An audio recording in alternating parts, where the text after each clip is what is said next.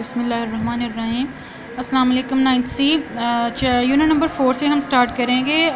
As you know you have study unit number 1, 2, 3 and pre 9th। So unit number 4 हज़रत अस्मा रज़ियल्लाहु अन्हा का title page आपको नज़र आ रहा होगा। इसके फर्स्ट जो है वो लर्निंग आउटकम्स दी हुई हैं, ये आपने अच्छे से देखनी है। लर्निंग आउटकम्स क्या होती हैं कि इस लेसन में जो है ना वो कौन सी लर्निंग बेस्ड कॉन्सेप्ट्स दिए हुए हैं या कौन से नॉलेज को जो है ना वो इम्पार्ट करने की कोशिश की गई है। ठीक है, फिर प्री रीडिंग 3 क्वेश्चंस हैं। ये आपको इनके आंसर जो है ना आई होप आते ही होंगे, क्वाइट इजी हैं। आपने यहाँ से स्टार्ट करना है और इसको रीड करने के बाद अब यहाँ पे पैराग्राफ नंबर 1 है। अगर आप पैराग्राफ नंबर 1 देखें तो मैं इस यहाँ पे कुछ वर्ड्स को जो है ना वो अंडरलाइन करूँगी। अंडरलाइन किए गए हुए वर्ड्स के आपने स्पेलिंग्स और मीनिंग्स जो है ना वो याद करने हैं। जैसे कि कंपेनियन वर्ड है, स्पेलिंग देख लें और इसका मीनिंग है साथी। इसी तरह माइग्रेटेड, माइग्रेट की सेकंड फॉर्म ऑफ वर्ब और थर्ड फॉर्म ऑफ वर्ब भी यही होती है, ये दी गई है। इसका मतलब होता है हिजरत करना। इसी तरह फिर वेरियस है वर्ड, इसका मतलब होता है मुख्तलिफ, डिफरेंट इंग्लिश में। और इससे नेक्स्ट वर्ड अगर आप देखें तो हम देखते हैं फ्यूरियस एक वर्ड, इसका मतलब होता है मुश्ताइल, गज़बनाक, शदीद गुस्से में होना, इजी अगर आप उर्दू में कहें। और डिटर्मेंट है वर्ड, पुरअज़म, पुख्ता अज़म। और इसके अलावा ऑफर्ड है, ह्यूज है, और बाउंटीज़ है और कैप्चर है। ठीक है, ये चंद एक वर्ड्स जो हैं वो मैंने रेड से अंडरलाइन किए हैं। आपने इनके स्पेलिंग्स याद करने हैं और आपने इनके मीनिंग्स जो है ना वो याद करने हैं। ये हमारी वोकैबुलरी प्रेपरेशन हो जाएगी, क्योंकि एज़ यू नो जब आपका पेपर आता है क्वेश्चन एनुअल पेपर, उसमें जो होता है ना ऑब्जेक्टिव टाइप, उसमें एक पार्ट जो होता है वो मीनिंग्स का होता है 5 मार्क्स का, और एक पार्ट होता है कि राइट स्पेलिंग्स पे आपने टिक करना होता है, सर्कल करना होता है, वो जो है ना वो 4 मार्क का होता है। तो इस लिहाज से आपने हर चैप्टर को इसी तरह से वोकैबुलरी और स्पेलिंग वाइज जो है ना वो प्रिपेयर करना है। So now come on second paragraph. Here I have underline journey word. Then next line में देखेंगे हम रेंडर्ड है, ये भी सेकंड फॉर्म ऑफ वर्ब में दिया हुआ है, क्योंकि ये पास्ट हैपनिंग है। तो आपको पता है जो पास्ट हैपनिंग होती है वो मोस्टली पास्ट टेंस में ही लिखी जाती है। तो आपको मोस्टली इस लेसन में जो फॉर्म ऑफ वर्ब्स नज़र आएंगी वो सेकंड फॉर्म ऑफ वर्ब्स जो है ना वो नज़र आएंगी।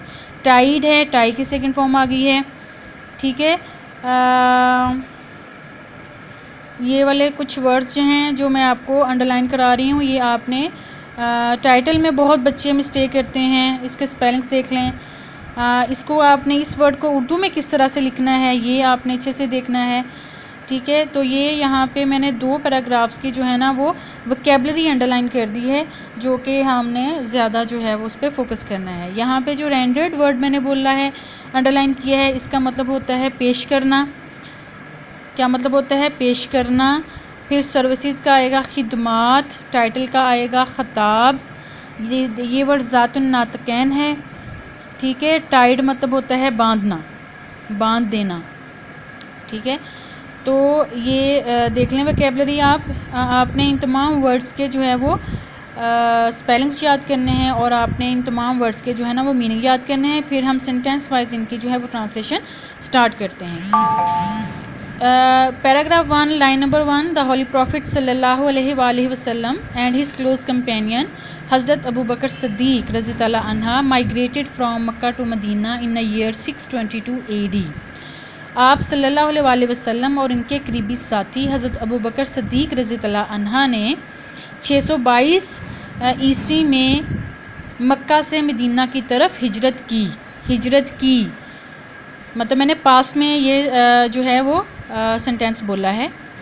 When the chiefs of various tribes of Makkah came to know about the migration of the Holy Prophet sallallahu alaihi wasallam and his close companion हज़रत अबू बकर सिद्दीक, यहाँ पे एक सेंटेंस का फर्स्ट पार्ट है, फिर कॉमा है, दे गॉट फ्यूरियस।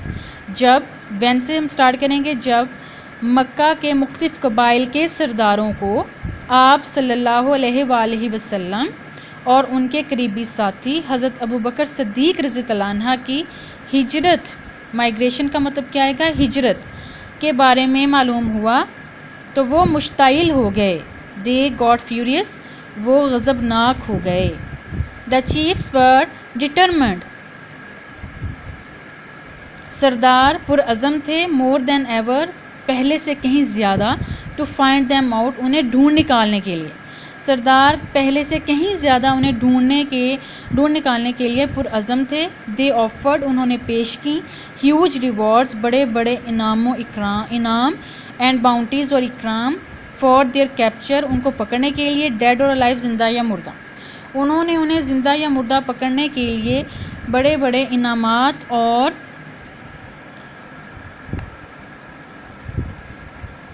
बड़े बड़े इनाम और इकराम देने का जो है ना वो पेशकश की।